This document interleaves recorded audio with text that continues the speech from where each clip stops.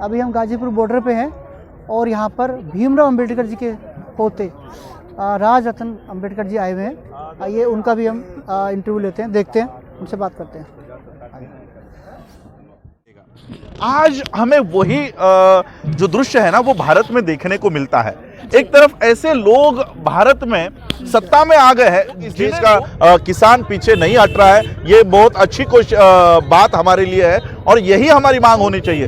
2 साल के बाद हम लागू करेंगे या 5 साल के बाद लागू करेंगे, इसका कोई तुक नहीं बनता। कांग्रेस सरकार ने 2004 से इनका सर्वे चला था किसानों के लिए। हाँ। तो वही सर्वे इन्होंने स्वामीनाथन आयोग की मीटिंग के द्वारा चालू करा। तो ये जो आयोग ने जो रिपोर्ट दी थी एमएसपी के बारे में, सबके बारे में, कानून के बारे में, स्वामीनाथन आयोग मैंने पढ़ा हुआ है। उसमें कहीं पर भी कॉन्ट्रैक्ट फार्मिंग नहीं है, उसमें कहीं पर भी कॉन्ट्रैक्ट फार्मिंग, कॉन्ट्रैक्ट नाम का वर्ड तक नहीं है। कॉन्ट्रैक्ट फार्मिंग बिहार के अंदर पहले चल रही है। लेकिन स्वामीनाथन आयोग का जो आप बात कर रहे हो, जो लागू करने की बात मोदी कर रहे हैं, हमने खुद उसको पूरे डिटेल में पढ़ा है, उसमें कहीं कॉन्ट्रैक्ट फार्मिंग की बात नहीं की गई है और किसी किसान ने ये मांग नहीं की है। जब मांग ही नहीं की है तो ये कानून देने की जरूरत क्या है? तो जो कांग्रेस इसी कानून के बारे में फेवर में थी और वो अब विरोध, कांग्रेस अगर लागू करती, अगर कांग्रेस इस कानून को लागू करती तो मुझे लगता है यही दृश्य कांग्रेस को देखने मिलता। 26 जनवरी की परेड हो जाएगी कल, उसके बाद किसानों के पास ऑप्शन क्या रहेगा? क्योंकि ये भी खत्म हो जाएगा। नहीं, सरकार तो मना कर चुकी है कि कानून यही है, लेना है लो, नहीं तो मत। नहीं, यही है। ये कल का जो 26 जनवरी की परेड है, ये इस मूवमेंट का भाग है, ये कंक्लूजन नहीं है।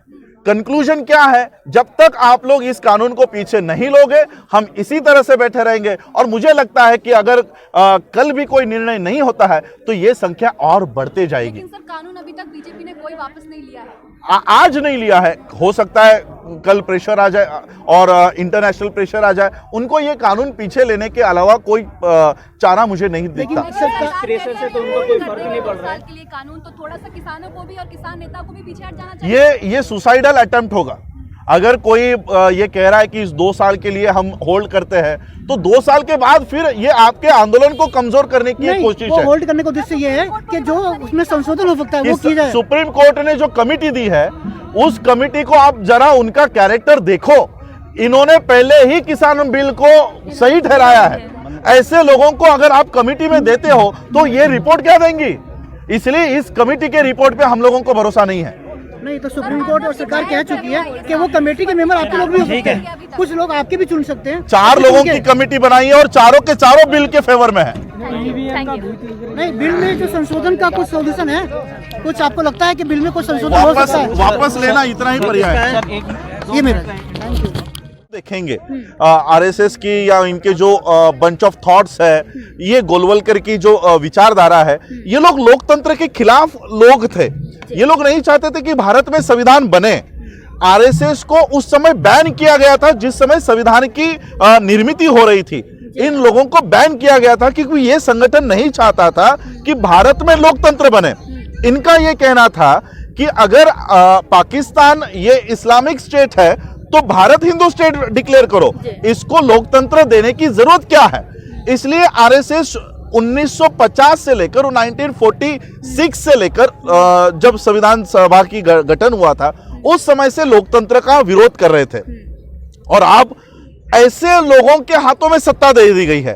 पहली टर्म इन्होंने हिंदू राष्ट्र की संकल्पना हो, लोकतंत्र को हटाने की कोशिश की और अब ये आक्रामक तरीके से लोकतंत्र को हटाना चाहते हैं। लेकिन जब देश के लोगों को यह पता चला कि ये लोकतंत्र को हटाने, ये किसान बिल लाकर किसानों की जमीन छीनने का कानून नहीं है, ये पूरे देश का लोकतंत्र हटाने का कानून यहां पर चल रहा है। और इसलिए कमला हैरिस का मैं ये कोटेशन या स्पीच यहां पर इसलिए कोट कर रहा हूं क्योंकि अब देश में लोकतंत्र को बचाने वाले लोग तैयार हो गए हैं।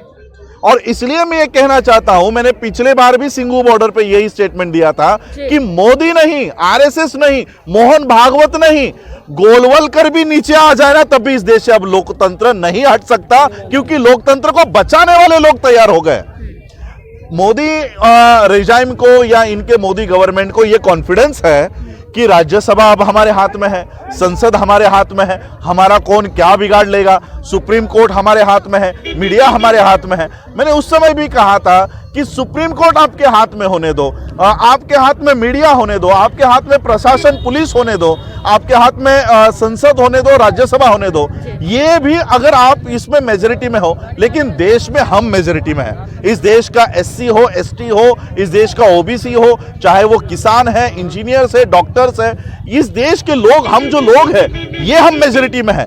आप लोग वहां पर कानून बना तो दोगे, लागू हम लोगों को देश में करना है, हम लोग वो लागू नहीं होने देंगे। और इसलिए आज देश के लोग, ये सिर्फ किसानों का आंदोलन नहीं है, देश के लोग, सभी लोग शामिल है इसमें। मुस्लिम भी मुझे दिखाई दे रहे हैं, इसमें बौद्धों के स्टेज यहाँ पर दिखाई दे रहे हैं, बौद्धों के टेंट्स यहाँ दिखाई दे रहे हैं। और इसलिए ये एक देश का आंदोलन, अब ये मास मूवमेंट बन गया है। और मुझे तो लगता है कि ये 1950 में जो आजादी हम लोगों को मिली, ये हम लोगों को नहीं, ये देश को आजाद कर दिया गया। 1947 में जब ब्रिटिशर्स चले गए, तब उन्होंने ये देश पूंजीपतियों को सौंप दिया और वो चले गए। लेकिन आज मुझे लगता है कि आज फिर से एक आजादी का आंदोलन छिड़ गया है। और ये देश के आजादी का नहीं, देश के लोगों के आजादी का आंदोलन है। यहाँ पर देश के लोग आजाद होंगे, इस तरह का एक मुझे आंदोलन दिखाई दे रहा है। आपने आजादी की बात की है, मैं उसी को कोट करना चाहती हूँ। जिस तरह से संविधान में जीने की आजादी का अधिकार हम सभी को मिला है,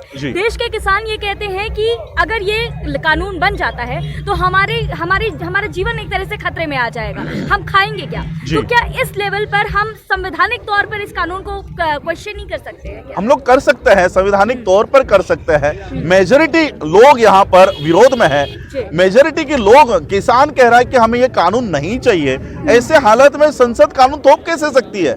और ये ना ही सिर्फ किसानों के हक और अधिकार का मामला है, ये ह्यूमन राइट्स का इशू है कि जब आप हमारे बिना पूछे हुए हमारी जमीनों को सीधा सीधा अडानी अंबानी के हाथों में सौंप रहे हो।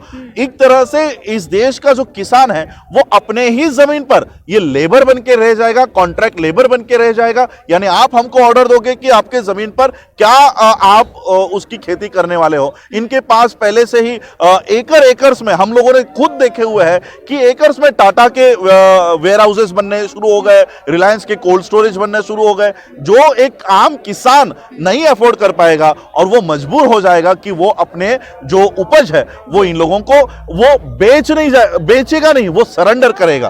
तो ये सरेंडर करने की एक बहुत बड़ी साजिश यहाँ पर चल रही है। राजेश जी, आज आप यहाँ 26 तारीख के परेड में शामिल होने के लिए आए हैं। 26 तारीख के परेड पर हम आपसे बात करना चाहते हैं। जिस तरह से रोकने की कोशिश की गई, अभी भी यूपी में सरकारें ये कहती हैं कि डीजल मत दीजिए, तो ये कहीं ना कहीं एक तानाशाही रवैया जो देखने को मिल रहा है, वो क्यों नजर आ रहा है? ये देखिए, ये सरकार अभी बौखला गई है, ये डर गए हैं कि इतनी बड़ी ताकत, पहले तो उन्हें लगा ये आंदोलन कोई बड़ा नहीं होगा, ये आंदोलन में लोग शामिल नहीं होंगे। लेकिन जब ये ऐसी तुच्छ हरकतें कौन करता है जिसे पता है कि हम हार रहे हैं?